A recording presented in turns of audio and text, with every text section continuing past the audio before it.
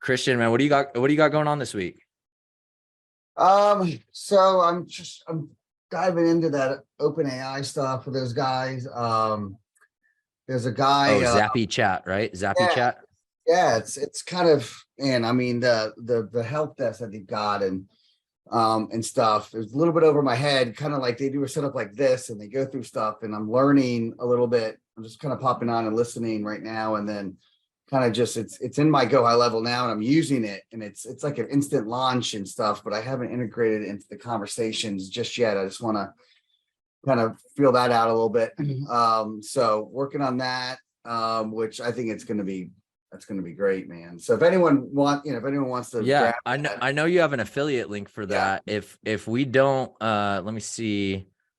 Especially, I mean, at some point, we'll probably start having affiliate links for shit that we want to promote. But until I have yeah. an affiliate link for anything, you're welcome to drop as much as you want.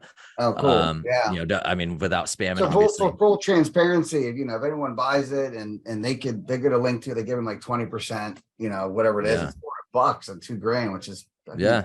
you don't have to It's sell 5 of those, you get it for free. And then, 100%, there's 100%. there's hundreds of these Go High Level groups out there. I'm sure these people are part of, just drop the link in there and, Yeah. and I did that. I think I got 4 people signed up so far, just randoms. Oh, nice. We'll Yeah. be another one at some point. It may not be till next quarter, but it's definitely, it was something. That's why I tagged Lindsay in one of your posts. Was Yeah. it's something Lindsay's been bugging me about for about a month, Okay. wanting to do more with it. We had our client Roy and his team out from Tucson, and he wanted to introduce it to them, and that we had a lot of other stuff that we had to be working on that they weren't Yeah. ready for it. Trust me, But I got a plate full of stuff myself, but I did yeah. also hook up with this guy this guy Bo. He does we're working on an integration for the real estate websites, an IDX integration. Mhm. And I have a real estate license, so I really was doing it for myself, and I got to meet him, and he built out it through IDX broker real estate, like an IDX feeder into Go High Level. Oh shit. Then I use Flex MLS in my area, and he's never used that before. So I got him access into my system. I said he wants to build a direct integration direct from the MLS directly in to Go High Level instead of an intermediary in the middle, like broker IDX broker. So I said that's awesome. So then I spoke with him and stuff, and he's got like a team out in India that like he builds a lot of stuff, like that's his thing, is the real estate website stuff. So Yeah. we were kind of working on that over the weekend, and he's got me in touch with a couple of guys in India that'll help me implement that piece, which I just got to find people that can do it better than me, initially, just so I can get it, kind of feel it and see it, and and use it, and then we can tweak it once it's in there. But yeah, that guy's, he's a pretty cool dude. So we've been working on that, and getting the real And estate. you said you're on both sides of the transaction, so that benefits you right away, So obviously. sometimes, I mean, honestly, I don't, I some of my best friends and most of my referral partner, realtors and stuff. So I don't like step on their toes throughout that. I don't actively market per se, but I do always have like a website where I try to get buyer leads, of course, Yeah, so yeah. it's more for that, not for like listings, and I don't promote Sure. myself on that level. But that being said, I think we're in a market now where, what, I mean, I can use it to refer out to agents, as a way to get some leads to them. And I'm pretty transparent with them about it. I'm telling them I'm trying to build this thing out, and if I get it built out, then I'll bring them into the fold, and we'll save a lot of money Yeah. from having to do all this stuff. So I'm kind of using it as a way to just help them, but also, there's enough business out there for everybody, Yeah. Yeah. So 100%. but yeah, I mean, there's not many that I'm on both sides of, if any. Most of it's just for my own personal stuff. I have access to information and things within the MLS and stuff like that. So I'm writing it down. I want to connect with you offline about the IDX yeah, that's piece. going I'm to be curious huge. about that. That's going to be that'll be a game changer, I think. Marston hopped on earlier. I called out to see if he had anything in particular that he wanted to go over. I'm going to throw that out again before I give the mic over to you. And if you're cool with it, can you show us like ZappyChat, what you're doing with, like where you're at with it? And I know that you don't have a ton. There's not much to show to do a screen share on it yet. Okay. Give me maybe another week or two, and Okay. I'll have something to show. I'd be in the very infancy stage myself with it, because I'm just kind of playing with it.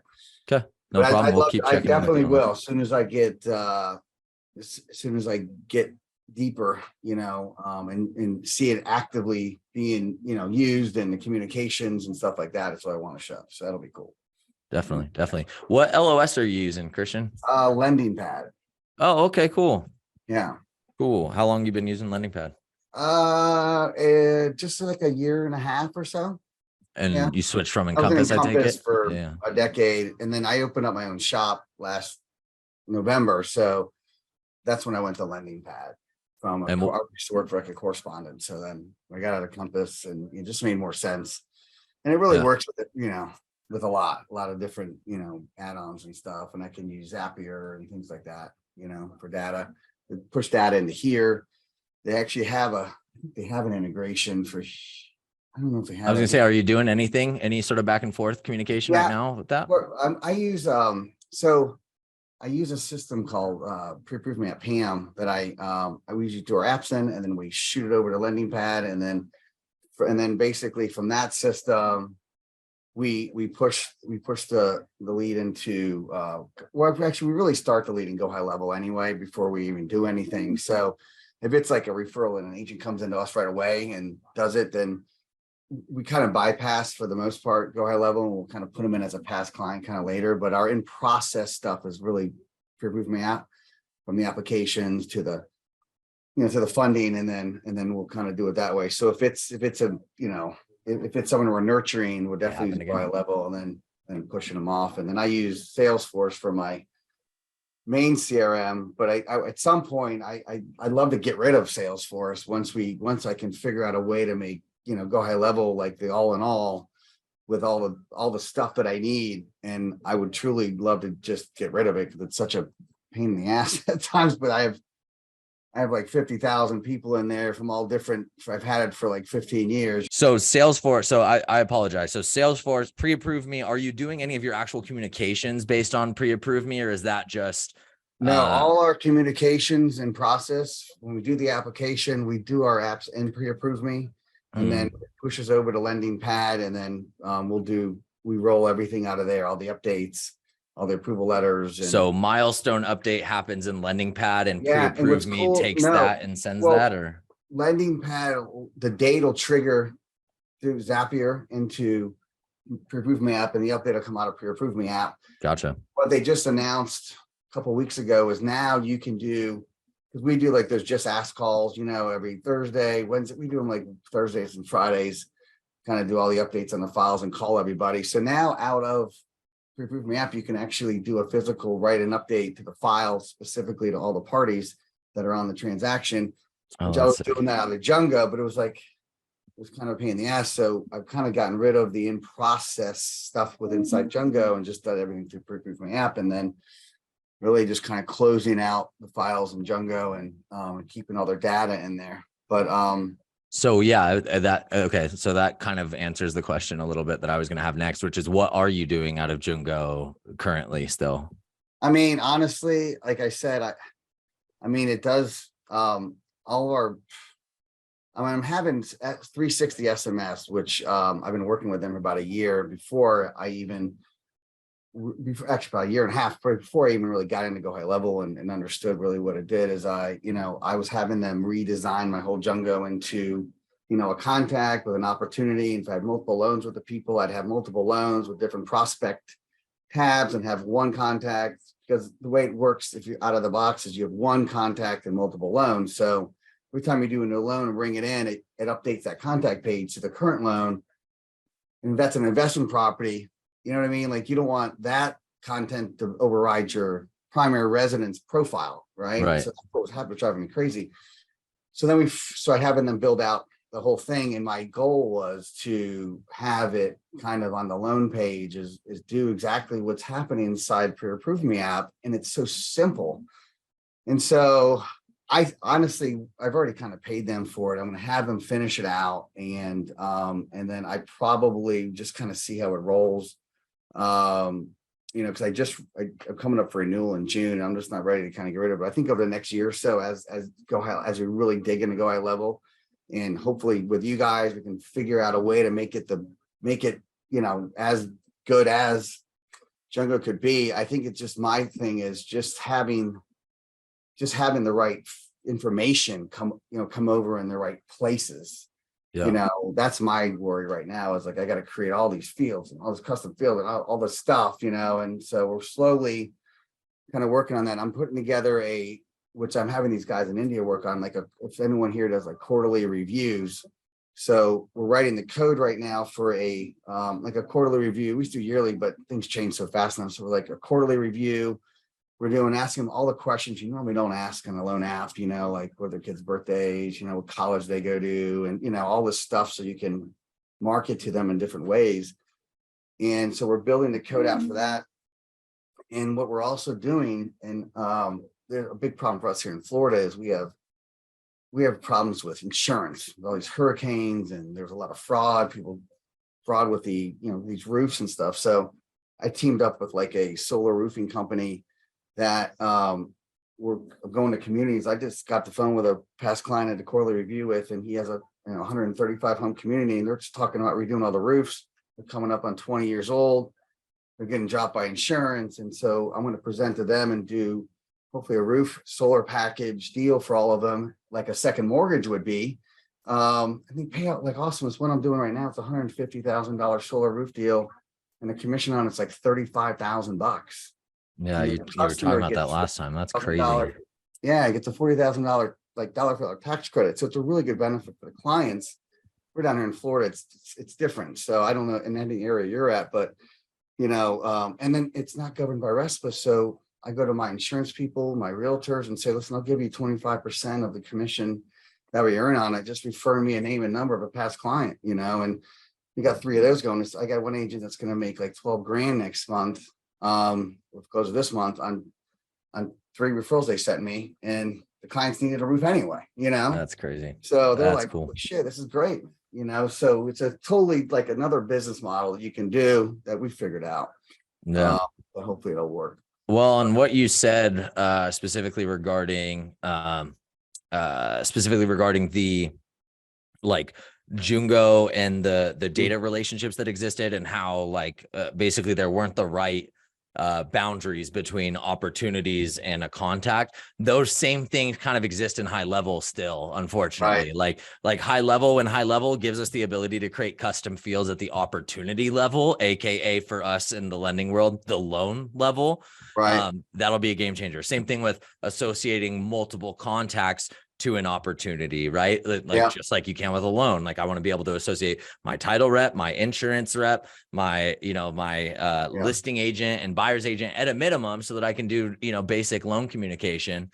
There's workarounds for all that shit right now, but that is something that when that is fixed or when that is supported, we'll take HighLevel to a whole different. I think so. And these guys work pretty fast. I mean, updates are coming out. Like you did an update the other day on some stuff that I thought were good, and it's just they're constantly coming out with stuff, and it's 100%. I think it's, the more of us in our world kind of ask them, help us with this, they can focus a little bit more on it. I mean, they have such a big affiliate marketing, worldwide reach. Like that's their main bread and butter. You know what I mean? Yeah. So I get it, but no, I mean, that's where we've been at with it. That's what, like with HighLevel, it's like it's not that we think that they've solved every single problem that exists for loan officers. It's that we've been working with them for close to 5 years now. Wow. No, that's not 4 years. So June of 2019 is when we started working with them. So 4 years. We've been working with them for 4 years now. And so we're able to see like where they've been, where they're at, and what their trajectory is. And it's like, all right, we're jumping on, like we're jumping on the train. I make the joke, and it's not really a joke. It's like, I'm betting my career on go HighLevel in the mortgage industry, because I'm that confident that these guys are going to do what we need them to do to make this a tool to replace all tools. Yeah. I mean, I'll tell you, once it gets to that point, I'd love to just get rid of, for once in the mortgage world, we have one system, one CRM that can do everything, and one LOS, and they just talk to each other, and life's good, right? Yeah. Yeah. We have that, and I got like 4 different things drives us crazy, but that would be killer because it is such an awesome platform. I think the ease of the platform now that with the workflows, when I started there having the campaigns and triggers, which was a nightmare for me. Now they have the workflows. We're obviously moved everything over to that. It's so much easier. I think we talked about that in the last call. I've looked at them from having one master one to other ones, and I think you were just triggering other ones as people moved, which there's two ways to kind of look at it. But exactly. So anyway, I love the workflow technology part of it has been the game changer for me within there, and just all the cool things you can do with the, I used to have lead pops, and we basically designed all of our funnels and stuff to look like lead pops ones because they just work, and my clients don't know the difference now, or to see it, and we run ads to them all the time. And I think lead pops just went to a different kind of platform, but Andrew Pollock is a cool guy, lead pops just rolled out their GHL instance is what lead pops did. I don't know if you knew that. Oh, that's what they're Rebel Convert, what they've been talking about is just a GHL instance. Is it really? Oh my gosh. Because it was called they called it what do they call it? So their new Rebel IQ is like the whole new company. And then Rebel Convert is the software platform apparently that's supposed to be really, really good at automated follow-up and stuff. I don't know what it was. I had a gut feeling leading up to their like big rebranding announcement, where I literally said out loud to somebody, I don't remember who it was, but like I was like, did I hear that Lead Pops is getting into the Go High Level game? And I was like, no, I didn't hear. That didn't happen. And then 2 days later, they do their rebrand announcement and they announce Rebel Convert. And just on a hunch, I was like, app.rebelconvert.com so that I could see if the login screen was the HighLevel login screen. No way. Oh my God. Sure as shit it was. I hit up Andrew immediately, was like, yo, we're in the same, we're in the same, app.rebelconvert.com. And I'm sharing this. These guys, Andrew and Jason, are actually in the group. I don't know if they watch these or not, but I'm saying, like, I'm sharing this because they've made it known. Jason has made it known that they're using GHL. I'm really excited for it. I mean, I think that you take Andrew posted something today about using ChatGPT to write a Chrome extension. And so when I look at like, that's what Andrew's doing personally, that's what Andrew's spending his time with. You did talk about it the other day. Yeah. Yep. When I look at that, I'm like, okay, cool. His team's going to do some cool shit with this. And that's what I'm banking on is like, I just want the game to elevate. I want Go High Level game for all loan officers to elevate. And I think that Lead Pops, AKA Rebel IQ, getting in, or maybe I should say it the other way around to be respectful, Rebel IQ, AKA Lead Pops, right? Formerly known as Lead Pops. These guys getting into the Go High Level game is only going to be good for the mortgage industry, for loan officers everywhere. No, I agree. I don't really use honestly his website that much anymore because I have mine Go High Level, but I still have one. And it was funny because like last month I was like, I should probably, I don't need it anymore. I just had it, and I haven't really used the funnels because everything's now Go High Level. So I was like, $97 a month. So I kind of called them and tried to log in. It's like, couldn't even get logged in. I'm like, what's going on? And so when I called them, because I was logging into this Rebel IQ thing and there was nothing there. So they had to redo my logins, my admin thing or whatever. So anyway, I got in there and played around a little bit, but I was like, I like Andrew too, because I talked to him about it. And I'm like, I think, I'm just going to cut it off and go the other way, especially if they're going to the same platform we're already using. Yeah. I mean, what I think would be really cool is if they like iframed their funnel, like if they were able to integrate their funnels into High Level, and which I think is their plan. Obviously they want like the end game is any lead you generate on Lead Pops is, or and with I think that's what they're still calling the form. So I think that's still technically accurate. Right. Any like leads that you generate with their forms will automatically feed into Rebel Convert, their Go High Level instance, which is cool. And for me and my customers, what I would like to see is being able to use my Go High Level instance, but then also iframe Lead Pops forms and pages, and landing pages in there. Let my customers pay for Lead Pops too if they want it. Honestly, the designs are better than what the designs and the lead form experience is better than what you can replicate and Go High Level. So I'm not I'm all for it. Yeah. But I don't know if that's the way they're going. I'm still kind of waiting to see the dust settle, and I'm sure they're still figuring stuff out too. But I'm excited. Like I said, I think it's gonna be good for everybody. Yeah. I like to see it too. That'd be cool. Yeah. Cause he's a smart guy. You know, the stuff he does. And I was actually kind of funny about the Chrome extension. Cause I got approached by this company a year ago or so, and they had this Chrome extension they built. And I was like, that's the coolest thing about whatever they had was this Chrome extension, how it kind of tracks certain websites or whatever it was doing. I thought it was awesome. So I kind of put it on my kind of like down the road to do thing to look into. And then when I saw him do that, I'm like, holy shit, man. I said, we could really probably do it. Do exactly his post said 2 days ago he knew nothing about writing a Chrome extension, and I believe it, because like you can prompt Chat GPT through that whole thing, starting with, hey, give me a 10-step overview on the process for creating and launching a Chrome extension, and then you just drill down from there. That was a really cool post from Andrew. Cool. Yeah, he's a smart guy. So Manny, bro, how you doing? Tell me you got something for us to talk about today. Tell me you got a problem that you need help solved, that you've got a workflow that you need help created. What do you got for us? Not really, man. Not really. I'm just here checking out what you guys talking about. I'm using Go HighLevel personally in my business, just general running ads and then, follow-up stuff, but nothing too complex. Nothing like what you guys got going on there. How's that stuff working for you though? Like, I mean, you gave us a taste of what you're working on. That's a good start. How's your stuff working? What are you doing? And what do you want to see do better? Well, just personally, just like I said, just running ads right now, just Facebook for now. I'm wanting to get into Google, maybe YouTube as well.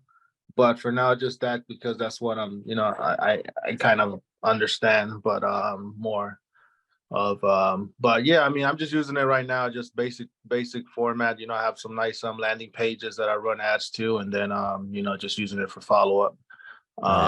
Things top of mind, and some realtor outreach, but nothing too complex. One question I had was about maybe what kind of best practices are you using for tags and like stuff like that, because right now I don't really have. I'm thinking like, what can I be doing better, because I don't know, like let's say we do a class or something to realtors, and I tag like that class specifically right after, right, to start like a conversation, thank you for coming, and then from there kind of like a weekly outreach type of thing. But like, is there any type of best practices that you guys are doing like for that? Yeah. So first off, we use do you use pipelines a lot? The opportunity pipelines? Yeah. Yeah. So we use the shit out of those, because that visual, like, opportunity cards on a board where you can see the linear progress through the sales funnel, like, there's no replacement for that. I tell the story of when I started working internet leads online. I used a platform called Agent Legend that didn't have any like CRM functionality. Christian's nodding. He knows what I'm talking about with Agent Legend. That thing is like the OG for automated lead follow-up for individual salespeople. But they didn't have any sort of CRM functionality. I literally paid for, back then it was called ProsperWorks. Now it's called Copper CRM. And the only reason I paid for it, it was like the cheapest one that I could find that had that pipeline functionality, that visual pipeline functionality, so that I would copy and paste my notes from Agent Legend into this CRM so that I could track them through the CRM. So that's the first thing anyways, is the opportunity pipeline tracking, and making use of multiple different pipelines based on different campaigns. So for example, like I would probably, unless I was running realtor classes all the time and 10 different realtor classes, I probably would have a different pipeline for each class that I run, potentially even going as far as to set up a new pipeline with the same stages and for the same type of class, but a new pipeline for a new date that I'm running that class. Now, I say potentially because obviously this can get really messy if you're doing classes all the time. But the benefit of what you're talking about and being able to track, like once you get too much going on in one pipeline, that pipeline becomes useless. It's like zero sum. Either it's perfect and it's beautiful and it's organized exactly the way it should be, or it's probably fucking useless for you.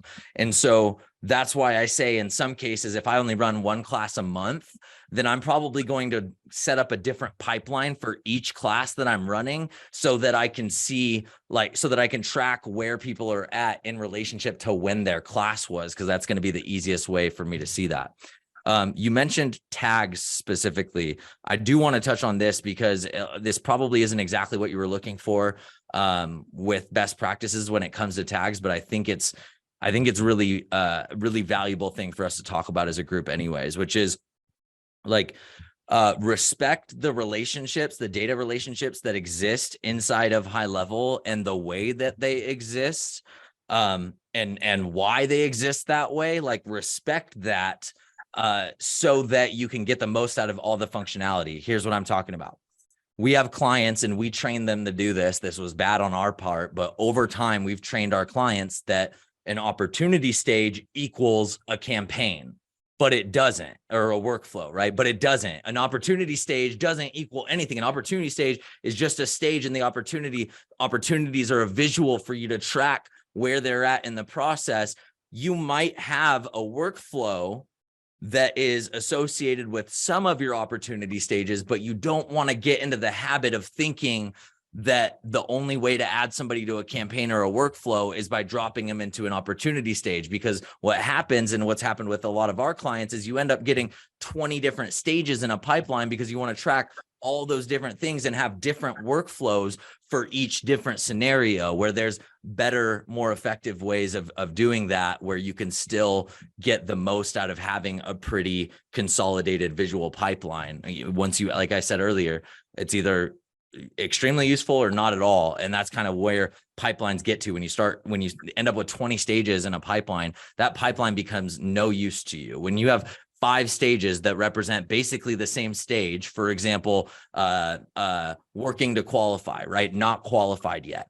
So let's say you have 5 different opportunity stages that represent 5 different reasons why they don't qualify. DTI, credit, DTI, credit, derog waiting period, waiting for a lease to be signed, right? Or a lease to whatever, right? Like a lease to expire, whatever it is. Let's say you have 4 or 5 different categories for why somebody is not shopping with you right now. As soon as you start thinking that opportunity stages are the right way to differentiate all of those, now that pipeline has become useless because you have 5 stages that really equal the same stage. It's not linear. You don't always go from credit repair to increasing your income to finding a coast. Like, it's not how it works. It's not linear. If you don't qualify, you don't qualify for one of a handful of reasons, and your path is going to be not qualifying to qualified, not qualifying credit repair, not qualifying income, you know what I'm saying? So that's just one example of why of opportunity stages, and why I think it's important to stay out of the habit of associating one-to-one relationships between an opportunity stage and a workflow. If you want a workflow that differentiates how it follows up with people that are waiting to qualify based on the reason that they're in that category, then I would recommend using a combination. And here's where tags come in, using a combination of tags and your opportunity stage. So when you drop them in that opportunity stage and they're in working to qualify, they have a tag that's W2Q or WTQ, right? Working to qualify dash DTI, or WTQ dash credit repair, or whatever. And that tag is what identifies the reason why they're in that stage. And now all of a sudden your pipeline can be linear again. Your pipeline makes sense. They graduate from this stage to this stage to this stage. They don't sit in one of 5 different stages and then jump 3 stages ahead and all that shit. The other piece that, Manny, am I going way too fast with this? How we doing, bro? No, it sounds great, because that makes a lot of sense, because right now the way I think of it, have thought of it, is always tagging first, right? So this totally makes a lot more sense doing it this way. Yeah, 100%. So the tags, the way that I would use tags is only to trigger automations and to segment automations. And so like the segment automations is the one that we just went through, where like you'll want to add a tag that says DTI before you drop them into working to qualify, so that when they go through working to qualify, you might have 4 paths, one that says DTI, one that says credit repair, one that says looking for a cosigner, and then one that says general or no tag applied. So if you drop them in there without putting a tag, you have a general campaign. But if you drop them in there with one of those 3 tags, it routes down that path like that. So that's the segmenting one. The other one is you can use tags as a way to trigger automations. So for example, we are, they have goals inside of automations or workflows now. Goals allow you to set up a workflow and then establish a goal for that workflow and say, hey, if this tag gets applied, or one of these few other events that they don't have very many options though for how you can trigger this. So we use tag. If this tag is applied, move to this step in the workflow, which you put at the end of the workflow. And that makes it so that where 6 months ago, you would have to have a separate workflow that said, when this action happens, remove them from this other workflow. Now you have the ability to just say, hey, when this tag gets added, move them to the end of this workflow and then end it. And so that's the goal step. Have you used that before, Manny, or can I take this chance to screen share that for a second? No, I haven't even saw that. No, I haven't. The Beautiful. goal state. Beautiful. Okay, cool. Let me jump in and share my screen for a minute then. So we were using this. The way we're using this is we have multiple sub accounts based on where people are at in our process. So we have a marketing sub account, and then we also have a client success sub account for when somebody becomes a client. And so what we were doing is like creating that handoff process between when somebody pays their invoice with us. When we send the invoice, we want to be able to identify that we've sent an invoice to that person. And then B, when it's paid, we want to remove them from any follow-up sequences we have and mark that invoice has been paid. And so if we go invoice, okay. So we have, these are templates. That's my problem here. Let's go automation, workflows. There we go. Invoice workflows. Okay, so invoice sent, email sequence. Okay, so contact for billing only, yes, no.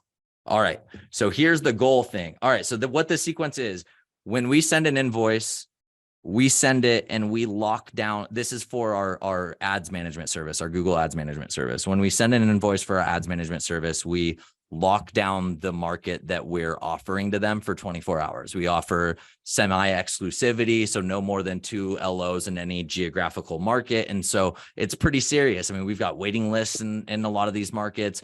We've had people like almost go to blows. 2 chicks in Vegas almost went to blows over this one. It was crazy. So this is serious stuff for us. So we need to be able to identify, all right, when we send this invoice, we're going to send them a couple warnings, and then we're going to make sure that we notify them when we're yanking the invoice, basically 24 hours, you didn't pay it. Hey, we're pulling that. Let us know when you're serious about this kind of thing. So what we want is if somebody pays the invoice, it would be really silly for them to continue to get these follow-ups, right? Same thing if we're following up with a client, if we're following up with a mortgage prospect, telling them, hey, I sent you that application. You said you were going to fill it out. What's up? What's going on? Some sort of like soft follow-up sequence around this. You don't want that to keep going if you have some sort of notification on your end that you can trigger off of that says, hey, they filled out their application, remove them from this workflow, right? So that's the use case in this case, is us identifying, all right, somebody paid the invoice, and now we want to make sure they don't get any more of these follow-ups. So what we did was we came in here and you just, click on one of these, you click goal.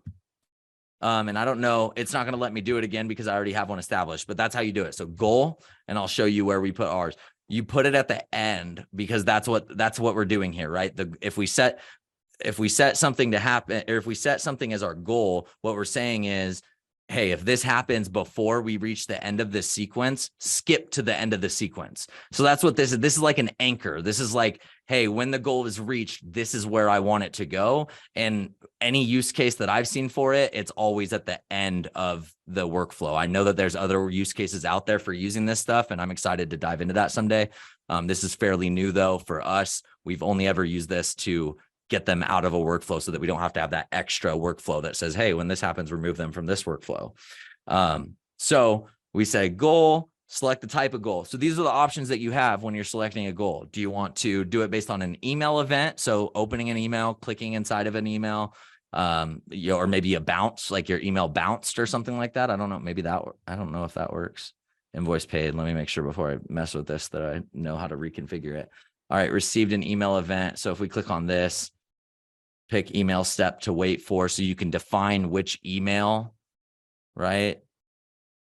So this is like, this could also be like if you send somebody details about their pre-qualification, or you have a conversation with them and you send them a follow-up with a link to the application, you can create a follow-up sequence that will stop or change what it's doing, what the follow-up action does based on when they open the email. So you can say, hey, wait until they open this email, or wait until they click on this email.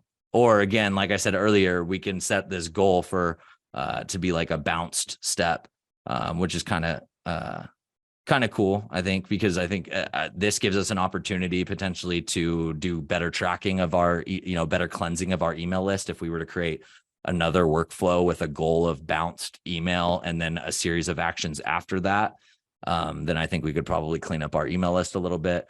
But anyways, these are your goals, right? Click to trigger link, added a contact tag. So this is what we're using. Again, your options are kind of limited here. I think eventually they'll have a lot more options that we can trigger this off of. But for right now, it's tags. This is how I use tags. I use tags to trigger workflows. I use tags to segment workflows. But what I need to do better, what everybody on my team needs to do better, and what we're working on getting better at doing is removing the tag when its intended purpose is done, so that tags don't become clutter just like anything else. Because if you've been once you do this for a year, if you're using tags a lot and you're not clearing the tags when you're done with them, then by the time you get a year or two down the road, now those tags aren't super valuable anymore. Now you don't know what's current, what's old, what's a tag that you're still using, what's a tag that you don't use, what tag triggers something, what tag doesn't. You don't know any of that shit. That's the problem with tags. That's why tags are, Big Purple Dot used tags as a way to track people through a pipeline. And I felt like that was the dumbest shit ever. And we still fight loan officers constantly that are transitioning from Big Purple Dot, helping them to understand a tag is not a status. A tag is a tool that you can use to configure and trigger a workflow, but it needs to be removed when you're done with it, so that the tags in the future are valuable. Now, I say when you're done with it, that might be a week or two, right? You might you might use a tag for a week or two. You might tag somebody at the beginning of a workflow and not want to remove that tag until the end of that workflow. There's nothing wrong with that. You just need to make sure that you treat tags like a loop, and anywhere you apply it, you know where it's going to get removed later, or you end up with clutter and all those tags become useless. Got it. Did that address some of what you were looking for on that? Yeah, it makes a lot of sense, man. How are you, how does this differ from what you were doing, or was this enough information that you're just going to go back to the drawing board when we get off the call? Yeah, no, no, the goals thing is something I want to look into, because I do, I kind of treat that as when I reach a goal, I remove the tag. I have that remove tag instance in there. Perfect. But there are times where maybe I don't get a reply or something, and the tag stay, so right. that made a lot of sense there to handle it that way. Yeah, it's if you think of tags that way, it really helps you sharpen your entire process, because you just raised a good point, which is okay, I applied this tag at the beginning of it. I want to remove it when they respond. Well, what happens if they don't respond? So this gives you an opportunity to sharpen up your process. This gives you an opportunity to say, okay, well, this is step 1 and 2. What do I want step 3 to be? And that could mean, okay, once they are done with this workflow, I don't have another workflow that I want to add them in or anything, but I want to get notified that this person just went all the way through this and didn't respond. And so I remove the tag. I still remove the tag from the old, I still remove the tag from the way I was using the tag, right? The tag that I added at the beginning, I'm still going to remove that, but maybe I add another tag like stale contact or something like that, right?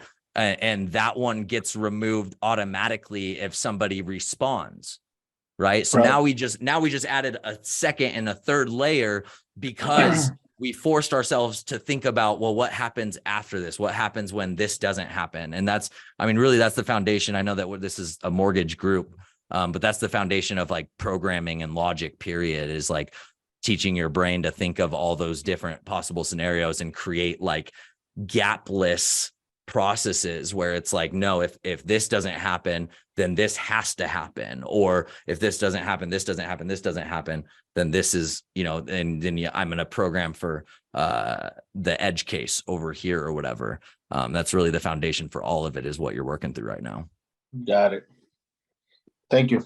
Yeah, my pleasure, man. My pleasure. All right, cool. Thanks for hopping on again, guys. We'll see you next week. And don't forget to watch the GHL weekly update coming out on Thursday. Thanks, guys. We'll see you at the top.